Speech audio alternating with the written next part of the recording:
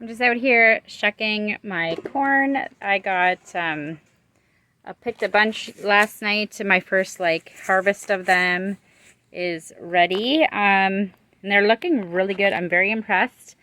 This is a bicolor corn. So bicolor does not mean peaches and cream, guys. So it means that there's white kernels and yellow kernels. You can see that. I got this variety from veggies Seeds. That's a company in Canada. I believe it's called Catalyst. I'll put it for sure on the screen. I'm fairly certain that this is Catalyst, and it has a good taste. We've eaten 2 meals of it so far. It just started coming ripe. And then we got enough ripe now that I can do a pot, and whatever's left we'll just eat for supper tonight. But I'm very impressed. They're filling out real nice and full. I have one, which is no fault of its own. It has some bug damage, but that's fine. I will just cut around that.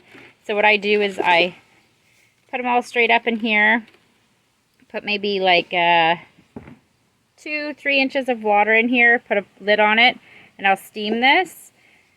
And as soon as they turn, the cobs, you can kind of see, they turn a little bit of a color, change color. Then I will cut this all off and I freeze bag it and put it in my freezer. Sometimes I do shuck it and take it off, and then I also can it. But this time, I don't have a lot for the canner. I would need a lot more corn, a big day, and then I would can, excuse me, but for today it's just some freezing. So one pot won't give me a ton, but it's something to do. So anyways, that's just one little project that I'm getting done today while I'm watching those two play out here. If I never mentioned, we did keep one of the puppies. That was a plan the whole time. It wasn't like she was left or anything. I wasn't letting anybody buy her. But those two never stop playing, right, Timber? Are you gonna don't hurt her. So Timber is the mama. We've had her since she was a puppy. And as you can see, they're having a lot of fun together. And the puppy's name is Dixie. We just got her that little handkerchief today, and I'm not sure. She's more chewing on it than just letting it go. So anyways, I'm going to get back to doing this. I got a bunch more to do. And then, yeah, whatever's left we'll just eat for supper tonight.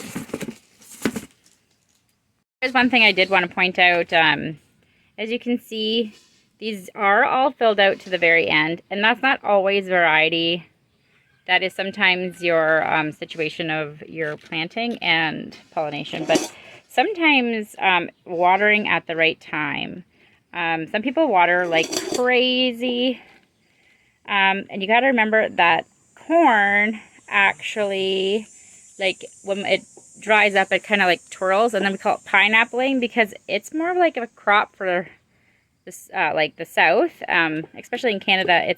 We push our limits on corn, so I know in some northern places in Ontario even they have a harder time growing corn. They need a shorter day variety.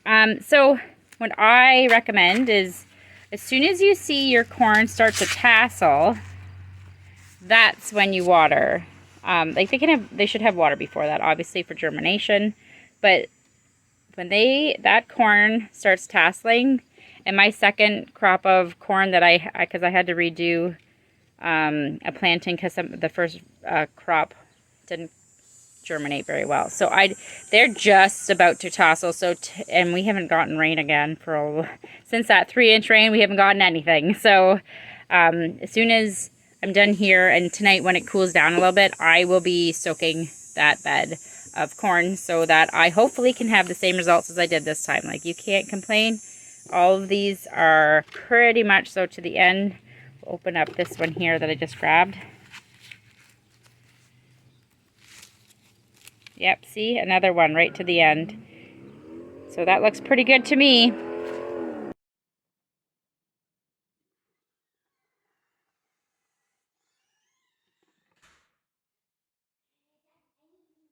They're done steaming, so now I'm taking them from this pot and I'm putting them into this water that is very cold.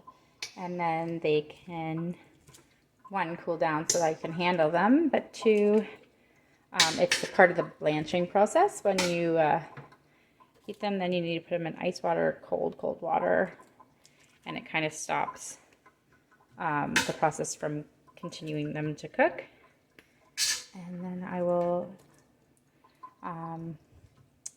cut them all and then freeze them. And I do not add, some people add sugar to their bags. That is unnecessary. Ooh, that one is really nice. I do not add sugar.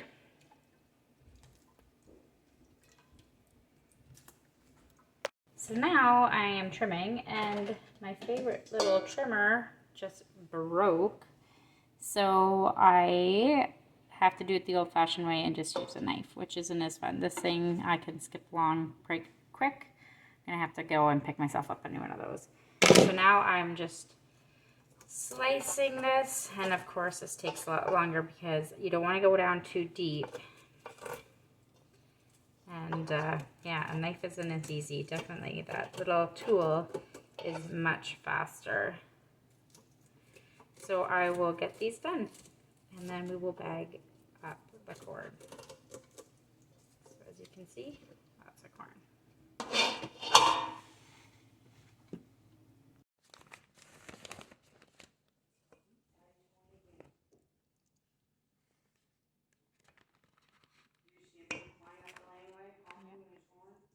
Yeah, why was he honking his horn? I'm tired. See me, Sawyer,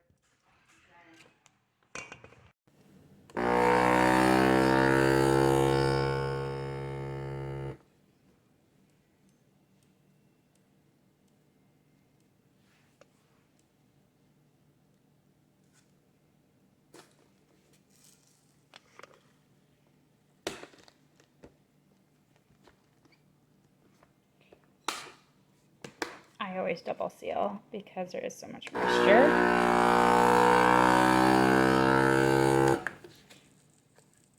And I stop it so it doesn't suck all that juice out and go in here, and then the seal is affected.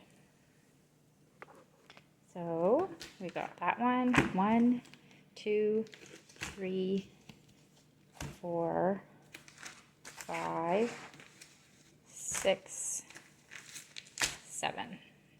That's all right. Not the 42 I'm after, but it's the start. My first two, okay, let's just start this.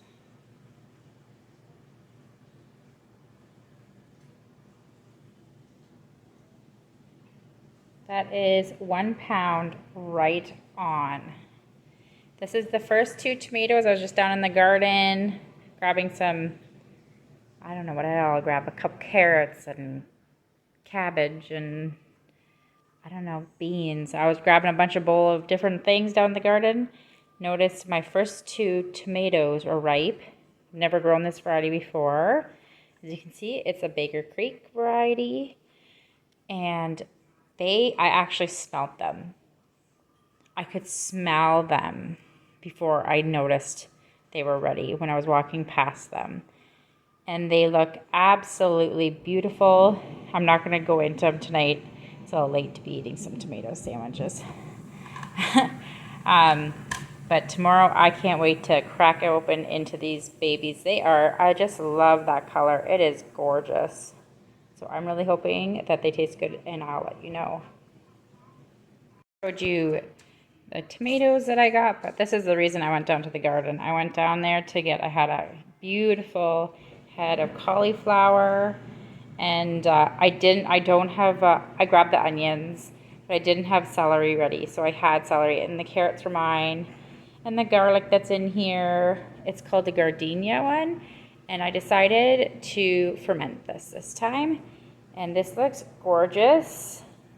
I've never done this particular one before. I've fermented lots, so I will let you know how this turns out too. And if you've never seen these before, maybe sometime I can talk about those. Are pretty awesome for fermenting. But this is a huge jug, and I can't wait to crack open this sometime too.